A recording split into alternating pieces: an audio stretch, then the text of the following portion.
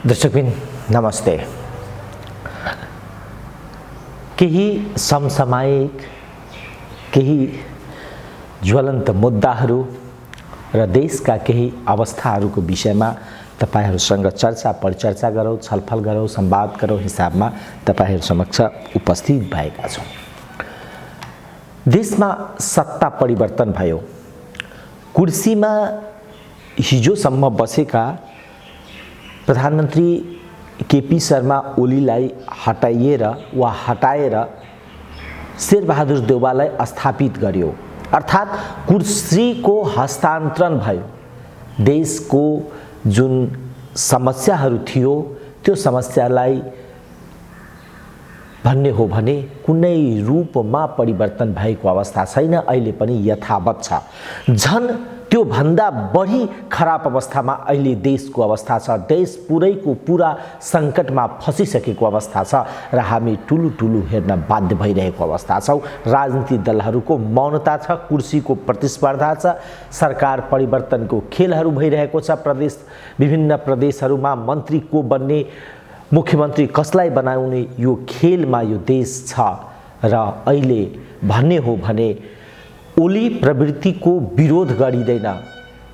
ओली को विरोधमा अहिले जसरी देश लागेको छ र त्यो भन्दा अहिले घातक अवस्थामा हामी पुगिसकेका छौं। हिजो जुन क्रियाकलापको विरुद्धमा राजनीतिक दलहरूले एक ढिक्का देखाए, एक बत्ता देखाए, पार्टीसम्म विभाजित गरे, पार्टीसम्म फोडे, आज त्यो अवस्था त्यतिकै देखिएको अवस्था छ।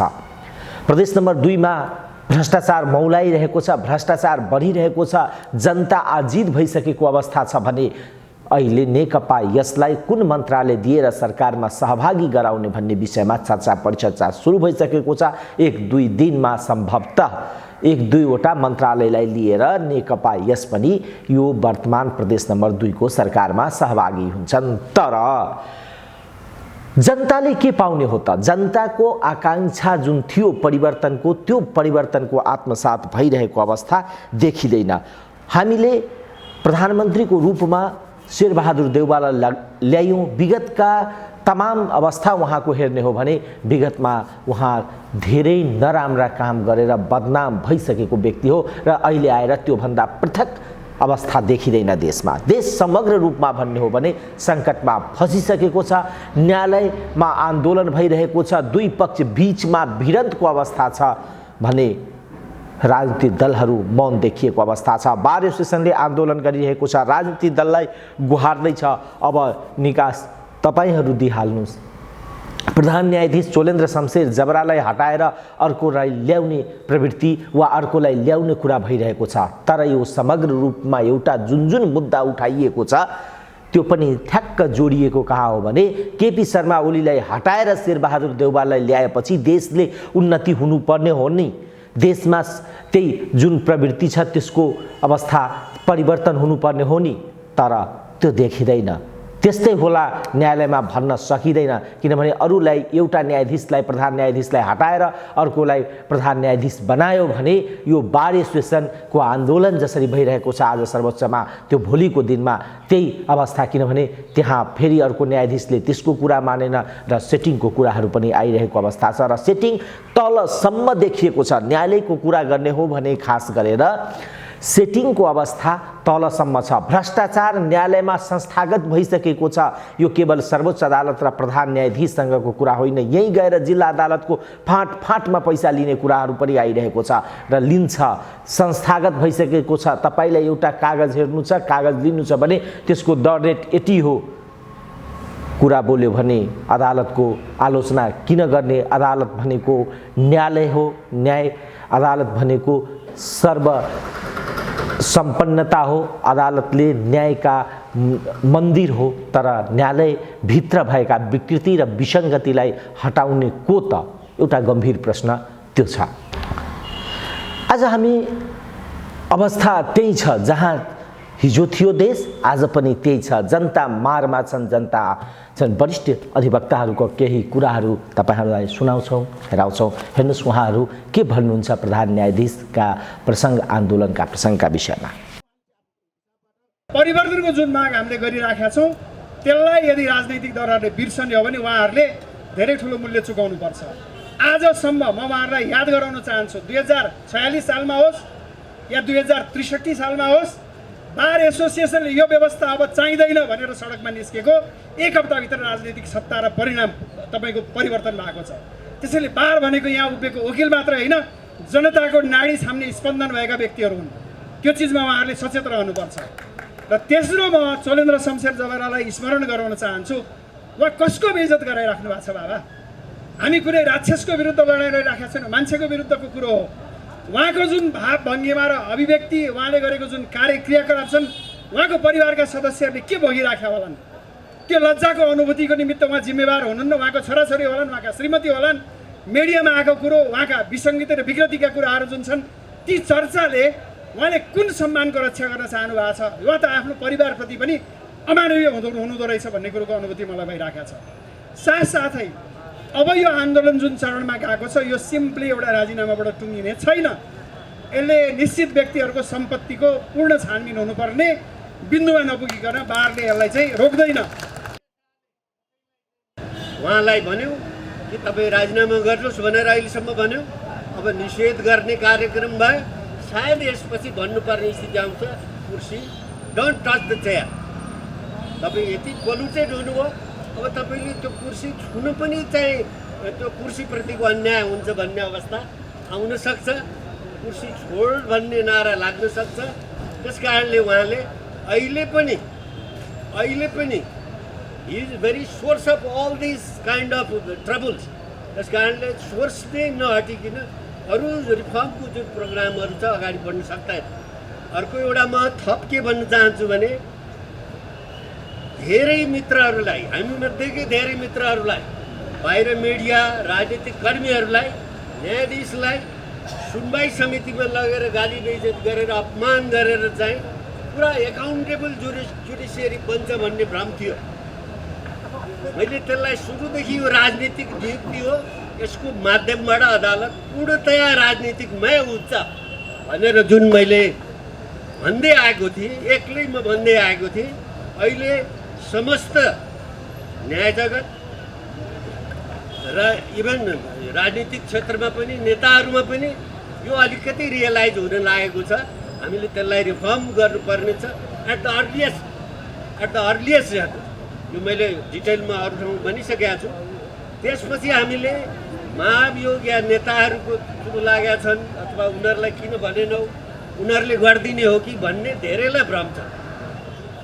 कुरो के हो भने, कुनै पनि सर्वोच्च अदालतको न्यायाधीशलाई स्वतन्त्र रूपमा निर्णय गर्न सक्षम पार्नलाई इम्पिचमेन्ट बाहेक अरू बाटोबाट नहटाउने भनेर सबै डेमोक्रेटिक कन्स्टिट्युसनमा यो व्यवस्था राखिन्छ। हामीले पनि राखेका हौँ। तर त्यो अन्तिम अस्त्र हो, त्यो पोलिटिसियनहरूले प्रयोग गर्ने अन्तिम अस्त्र हो। तर त्योभन्दा अगाडि यदि पदमा बस्न लायक छैन भने र हाम्रो कानुनका के अरे चाहिँ कानुन व्यवसायी मित्रहरू बुझ्नुहुन्छ र तपाईँहरू पनि बुझ्नुहुन्छ होला, हाम्रो मुद्दाहरूमा सर्जमिन गर्ने चाहिँ चलन हुन्छ। सर्जमिनको मान्छेले यो अपराध भएको हो किन, यो मान्छे यस्तो हो भन्छ। यो यत्रो नेपालभरिका कानुन व्यवसायीले न्यायाधीश, प्रधान न्यायाधीशको पदमा बस्न लायक छैन भने सर्जमिन जतिको मूल्य त होला नि भने योभन्दा ठुलो जनमत के हुन सक्छ? त्यसकारण हाम्रो चाहिँ व्याग्यार नभएको यो अभियान हो र हाम्रो अन्तिम बटम लाइन भनेको राजीनामै हो। उहाँलाई कुनै पनि अवस्थामा प्रधान न्यायाधीशको पदमा राख्दाखेरि जे जस्तो जिम्मेवारीबाट विमुख गरे तापनि उहाँले संवैधानिक आयोगमा बसेर नियुक्ति गर्ने, न्याय परिषदमा गएर न्यायपालिकाको न्यायाधीशहरूको नियुक्ति गर्ने र न्याय सेवामा गएर न्यायका पदाधिकारीहरूको नियुक्ति गर्ने, सरुवा बढावा गर्ने कुनै पनि काम गर्न मिल्दैन। हामीले उहाँलाई चाहिँ महाभियोग लागेको छ र हामीले अस्वीकार गरिसकेको हुनाले उहाँले कुनै पनि काम गरेको कुराप्रति हाम्रो सहमति छैन, हाम्रो कुनै मान्यता हुँदैन। हामी त्यसको विरोध गर्छौँ। फुल बेन्च बसेर छलफल गरेर अदालत कसरी सञ्चालन गर्ने भन्ने कुरामा उहाँहरूले सरकारसँग कुनै नेगोसिएसन गरेर निर्णय गरे तापनि हाम्रो आन्दोलन, हाम्रो माग पुरा नभएसम्म जारी रहन्छ।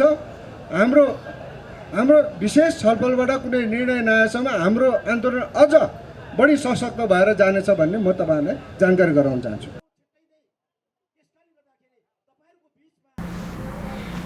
अर्कोतिर बारले आन्दोलन गरिरहेको छ, जनताले न्याय नपाइरहेको छ भने अर्को टकराव प्रधान न्यायाधीशको समर्थनमा पनि सर्वोच्च अदालतको अगाडि प्रदर्शन भइरहेको छ। कुन बेला झडप हुने हो, कहाँ झडप हुनु हो, प्रहरीलाई चासो र चिन्ता भइरहेको अवस्था छ र अहिले अवस्था हेर्ने हो भने त्यहाँ झन विकरालको अवस्था छ।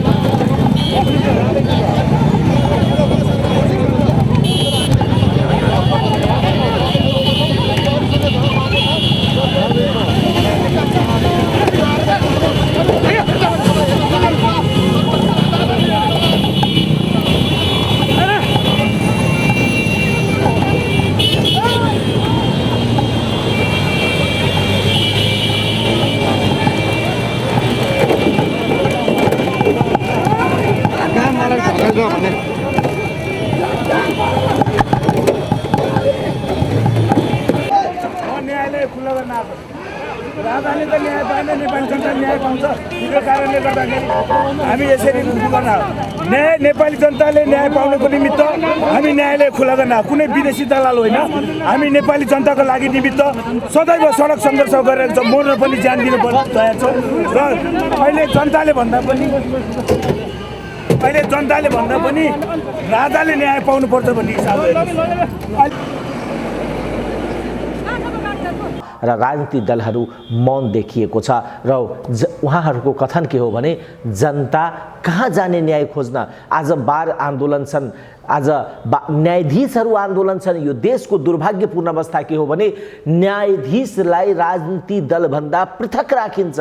उहाँहरूलाई त्यो राजनीति गर्नु हुँदैन भनेर भन्छ कि राजनीतिसँग आस्था नभएको व्यक्ति न्याय सम्पादन गर्छन्। तर आज न्याय बार जस्तै न्यायाधीशहरू आन्दोलन छन्, न्याय सम्पादन गर्दैन। जनता अवस्था यस्तो आइरहेको छ मानव गुटबन्दीको चरम शिकार न्यायालय भइसकेको छ। भोलिको दिनमा कुनै राजनीति हस्तक्षेप भयो, कुनै एउटा व्यक्तिलाई न्यायाधीश बनाइयो भने अर्को अवस्था, किनभने त्यो त्यहाँ देखिएको के हो भने यो केवल व्यक्ति पछि आन्दोलन जस्तो देखिन्छ र त्यसले समग्र देशको न्यायतन्त्रलाई समाप्त पार्ने अवस्थामा ल्याइरहेको छ, समाप्त भइरहेको अवस्था छ भने कार्यपालिका पनि अस्तव्यस्त भइरहेको छ। नेकपा एमालेको विरोधका कारणले कतिपय ठाउँमा कतिपय प्रदेश सभाहरू चलिरहेको छैन, कतिपय प्रदेशमा धेरै बहुमत पाइसकेपछि सरकार अहङ्कारमा मातिएको छ, प्रदेश सभाको औचित्यतामाथि प्रश्न चिन्ह खडा भइरहेको छ, बैठक बसाइरहेको छैन। समग्रमा हेर्ने हो भने वर्तमान परिस्थितिमा लोकतन्त्र सङ्कटमा भइसकेको छ।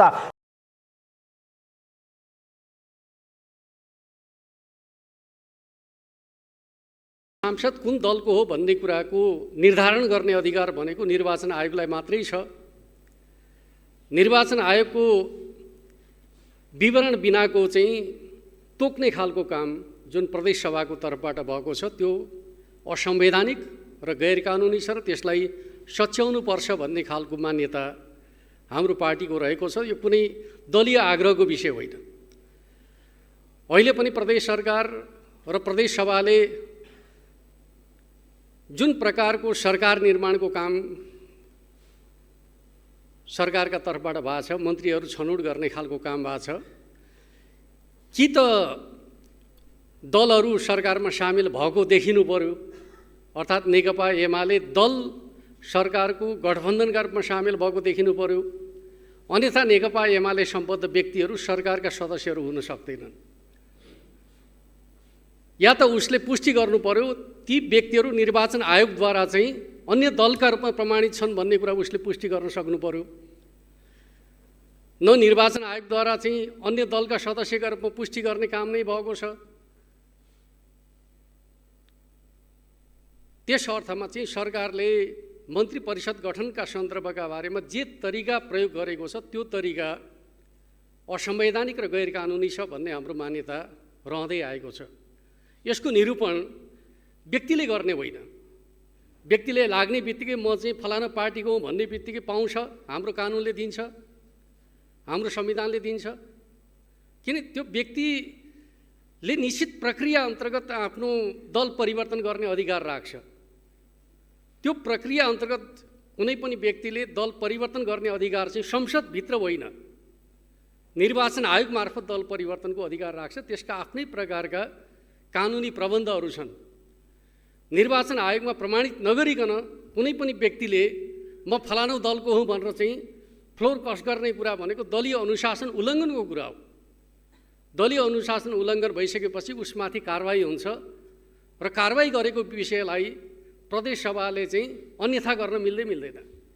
हामीले संविधान हेऱ्यौँ, कानुन हेऱ्यौँ भने प्रदेश सभाले त दलले गरेको कारबाहीको सूचना प्रकाशित गर्ने काम मात्रै हो, अन्यथा उसले गर्न मिल्दैन। त्यस अर्थमा हामीले चाहिँ प्रदेश सभाको काम कारबाहीप्रति पनि हाम्रो असहमति छ, किनकि उसले कानुनले जे अधिकार प्राप्त गरेको छ त्योभन्दा बाहेकको अधिकारको प्रयोग गर्न मिल्दैन।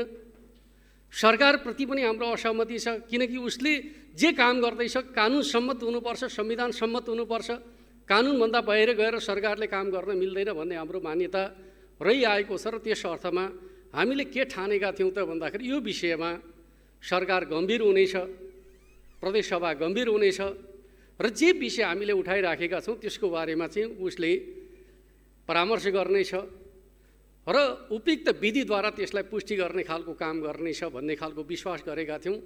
समय गुज्रिरह्यो तर चाहिँ सरकार एक प्रकारले भन्दै भने संवैधानिक र कानुनी रूपमा आफ्नो कामको औचित्य पुष्टि गर्ने कुराका सन्दर्भमा ऊ कुनै प्रकारको जिम्मेवार देखिएको छैन।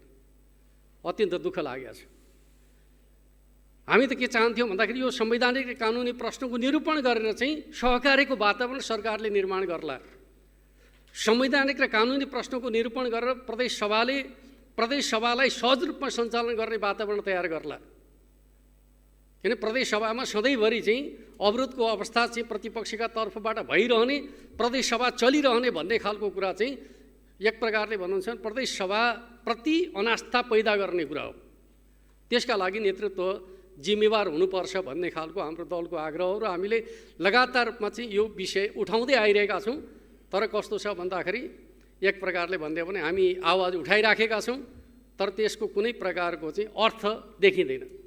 तर त्यसले के गर्छ भन्दाखेरि हाम्रो जुन प्रकारको राजनीतिक प्रणाली छ त्यसमाथि जनताको आस्था र भरोसा र विश्वासलाई टुटाइदिन्छ। हामी संहिताको अभ्यासको जुन प्रकारको चरणमा छौँ त्यो अवस्थामा हामीले संविधान र कानुनको पालना गर्ने कुराप्रति हामी आफूलाई जिम्मेवार बनाउँदैनौँ भने त्यसले कस्तो प्रकारको संस्कृति निर्माण गर्ला, कस्तो प्रकारको चाहिँ मनोविज्ञान तयार गर्ला र हामीप्रति आम नागरिकको दृष्टिकोण कस्तो रहला, यो कुरा चाहिँ स्वाभाविक रूपमा प्रदेश सभाको साझा सरोकारको विषयवस्तु बन्नुपर्छ भन्ने मलाई लाग्छ। र स्वाभाविक रूपमा सरकारले पनि आफ्ना बारेमा उठेका कानुनी र राजनीतिक प्रश्नहरूलाई हल गरेर अगाडि बढ्ने कोसिस उसको जिम्मेवारीका रूपमा बुझ्नुपर्छ भन्ने मलाई लाग्छ। तर आज हामीले हेऱ्यौँ भने यी चिजहरू केही पनि होइनन् भन्ने अर्थमा यति गम्भीर संवैधानिक र कानुनी प्रश्न प्रतिपक्षले उठाइराखेको छ, तर चाहिँ मस्त निद्रामा रहे जस्तो तरिकाबाट चाहिँ सरकार अगाडि बढिराखेको छ र प्रदेश सभाले पनि त्यसलाई समस्या नै नरहेको अर्थमा चाहिँ जुन प्रकारको चाहिँ अनुभूति गरिराखेको छ त्यो चाहिँ उचित होइन भन्ने मलाई लाग्छ। त्यस अर्थमा मेरो चाहिँ आग्रह छ प्रदेश सभाले पनि यो संवैधानिक कानुनी प्रश्नका बारेमा चाहिँ आफ्नो भूमिका बढाउनुपर्छ र औचित्य पुष्टि गर्नुपर्छ। के होइन भन्दाखेरि आफूलाई संविधानले कानुनले नदिएको अधिकार प्रयोग गर्ने खालको काम कसैका तर्फबाट हुनु हुँदैन भन्ने मलाई लाग्छ। र को सांसद कुन दलको हो भन्ने कुरा चाहिँ निर्धारण गर्ने अधिकार भनेको निर्वाचन आयोगको हो। निर्वाचन आयोगद्वारा प्रमाणित नगरेका सांसदहरूलाई अन्यथा दलको रूपमा चाहिँ सभाभित्र चाहिँ उपस्थित गराउने खालको कुरा चाहिँ त्यो कानुनी कुरा हुँदैन। यो विषयमा चाहिँ प्रदेश सभाको ध्यान जानुपर्छ भन्ने कुरा म गर्न चाहन्छु र यो विषय हामी लगातार उठाइराखेका छौँ। तर विपक्षी दलको नेताका हैसियतमा म फेरि यो विषयलाई यहाँ प्रस्तुत गर्न चाहन्छु र म के चाहन्छु भन्दाखेरि अब स्वाभाविक रूपमा प्रदेश सभाले पनि गम्भीर रूपमा यो विषयमा संवाद थालनी गर्नेछ। जबसम्म यो संवैधानिक कानुनी प्रश्नको निरूपण हुँदैन तबसम्म प्रतिपक्षको सहभागितामा सभा सञ्चालन गर्ने कुरा चाहिँ कठिन हुन्छ भन्ने कुरा जानकारी गराउन चाहन्छु। धन्यवाद।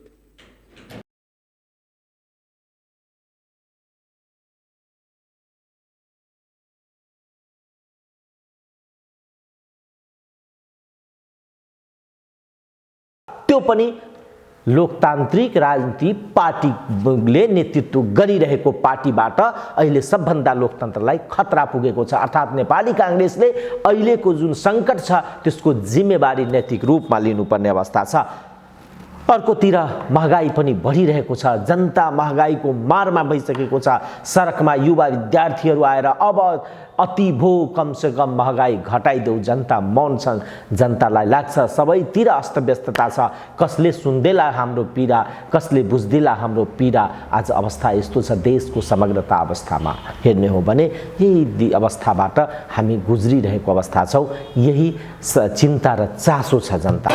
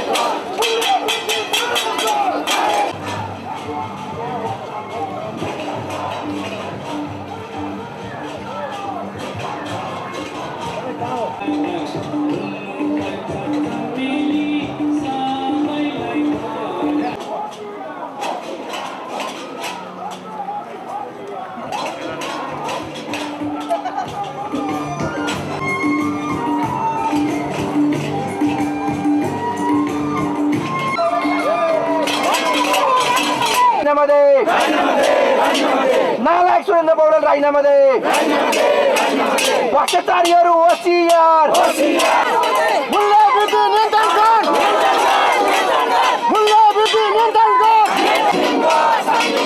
गिरफ्तार विद्यार्थी नेतालाई रिहाई गर, संयुक्त विद्यार्थी आन्दोलन जिन्दाबाद, खारेज गर, पेट्रोलियम पदार्थमा भएको मूल्य, यो पेट्रोलियम पदार्थको मूल्य वृद्धि भित्र गम्भीर षड्यन्त्र लुकेको छ। आज यो षड्यन्त्र लुकाउने, यो षड्यन्त्रबाट अहिले बनेको गठबन्धन सरकारलाई असफल बनाउने आईन निगमका कार्यकारी निर्देशक सुरेन्द्र पौडेलको गम्भीर अपराध लुकेको छ, भ्रष्टाचार लुकेको छ। त्यसो भएको कारणले हामीले नेपाल सरकारलाई घचघचाउन खोजेका हौँ। आज प्रधानमन्त्रीले सम्बन्धित मन्त्रालय हेर्नुहुन्छ, योसँग सम्बन्धित मन्त्रालय हेर्नुहुन्छ। म माननीय प्रधानमन्त्रीलाई भन्न चाहन्छु, हिजो केपी ओलीले एकचोटि सुनेनन्, दुईचोटि सुनेनन्, तीनचोटि सुनेनन्, चारचोटि सुनेनन्, तर हामीले यही सडकबाट आन्दोलन गरेर शून्य बाध्य बनाएका थियौँ। आज म भन्न चाहन्छु शेरबहादुर देउवालाई, म सम्मानका साथ भन्न चाहन्छु, जनताको चुलो निप्दै गर्दाखेरि, जनताको चौको निप्दै गर्दाखेरि तपाईको कुर्सी हाँसिरहेको छैन, तपाईको कोट हाँसिरहेको छैन, तपाईसँगै भइरहने आर्जु राणाको पनि मन रोएको होला। त्यसो भएको कारणले गर्दाखेरि म आग्रह गर्न चाहन्छु, यो पेट्रोलियम पदार्थको मूल्य वृद्धि तत्काल फिर्ता हुनुपर्छ। फिर्ता मात्रै होइन, आय निगमको अनियमितता, आय निगमको भ्रष्टाचार र आय निगममा जुन किसिमले कार्यकारी निर्देशक नियुक्त गर्यो, हिजो बा भनिएका मान्छेहरूले करोडौँ पैसा खाएर आय निगमको कार्यकारी निर्देशक नियुक्ति गरे, तिनको सम्पूर्ण छानबिन आयोगको गठन गरेर तिनलाई बर्खास्त गर्नका निम्ति भने हामी विद्यार्थी सङ्गठनको तर्फबाट भन्न चाहन्छौँ। यदा कदा मैले सुनेको छु, हिजो आई लभ यु बा भन्ने मान्छेहरू, हिजो बालुवाटारको वरिपरि बसेर दलालीकरण गर्ने मान्छेहरू हिजो 5 पटकसम्म केपी ओलीले मूल्य वृद्धि बढाउँदाखेरि एकचोटि सडकमा चु गर्न सकेनन्, तर आज नाटक गरेको सुनेको छु। धन्यवाद दिन चाहन्छु। आउनुभएछ साथीहरू लाइनमा। त्यसो भएको कारणले गर्दाखेरि यो विद्यार्थी सङ्गठन, यहाँ उभिएका सङ्गठन भएको हिजो बाले निरङ्कुशताको कदम चाल्दा होस्, चाहे गठबन्धनभित्रको अहिलेको दलले जनघाती निर्णय गर्दा होस्, सधैँ सडकमा उभिन्छ, सधैँ क्रान्तिको झन्डा बोक्छ। यो गठबन्धनको सरकारले जनता मरिरहेको जनताको कात्रोमा गोजी लगाएर बर्मा लुट मचाउने छैन भन्ने विश्वास सहित हामी प्रतिगमनको मलामी बन्न तयार बनेको हो। तर आज विडम्बना हामीले देखिरहेका छौँ। रोजगारी गुमेका लाखौँ जनताको रोजगारीको कार्यक्रम खोइ सरकार। आज सरकारले यो दिन सक्न पर्छ। पदार्थमा भएको मूल्य वृद्धि किमार्थ स्वीकार्य छैन। हामी यसको पर्खिलामा अगाडि बढ्छौँ। जबसम्म यो मूल्य वृद्धि निशर्त खारेज हुँदैन, तबसम्म संयुक्त विद्यार्थी आन्दोलन अगाडि बढ्छ। यो कुनै दमन, षड्यन्त्र र कुचेष्टाले रोकिने छैन भन्ने कुरा हामी अब जानकारी गराउन चाहन्छौँ। आयल निगमका दलालहरू होसियार, आयल निगमका दलालहरू होसियार। भ्रष्ट सुरेन्द्र पौडेल राजीनामा दे, भ्रष्ट सुरेन्द्र पौडेल राजीनामा दे। भएको मूल्य वृद्धि फिर्ता गर, पेट्रोलियम पदार्थ लगायतमा भएको मूल्य वृद्धि फिर्ता गर। यो देशको विडम्बना भनौँ, यो देशको समस्या भनौँ, जनता कहाँ जाने, जनता आफ्ना पीडा कसलाई सुनाउने? किनभने न्यायपालिकाको अवस्था त्यस्तै छ, कार्यपालिकाको अवस्था त्यस्तै छ। जो राजनीतिक पार्टीहरू भने सरकार अध्यादेश मार्फत चल्दैछ त्यसलाई विस्थापित गरेर लोकतन्त्रलाई संस्थागत गर्छु भने तिनीहरूबाटै लोकतन्त्रलाई अहिले समस्या र सङ्कट भइरहेको अवस्था छ। यस्तो अस्त व्यस्तताको बिचमा जनताको पीडा सुनिदिने कसले, जनताको कुरा बोलिदिने कसले? आज अवस्था यस्तो आइसकेको छ। राजनीतिक दलहरू देशलाई बन्धक बनाएको अवस्था छ। आग्रह गर्न चाहन्छु, कमसेकम यो देशलाई बन्धकबाट मुक्त गरिदिनुहोस्। होइन सक्नुहुन्न भने नयाँ जनादेशमा जानुहोस् र समग्र यो सिस्टमलाई अहिले एउटा समस्या लागिसकेको छ, सिस्टम धाराशायी भइसकेको छ र यसरी अवस्थामा हिँड्ने हो भने समग्रमा यो देश कुन बेला कोल्याप्स हुने अवस्थामा आउँछ, यो संविधान कुन बेला कोल्याप्स हुने अवस्थामा आउँछ ठेगान छैन। त्यसकारणले राजनीतिक दलहरू चेतनशील हुनुपर्छ र होइन भने यो देशको बुद्धिजीवी, यो देशको जनताहरू फेरि एकचोटि लोकतन्त्रको लागि उठ्नै पर्छ। नमस्कार।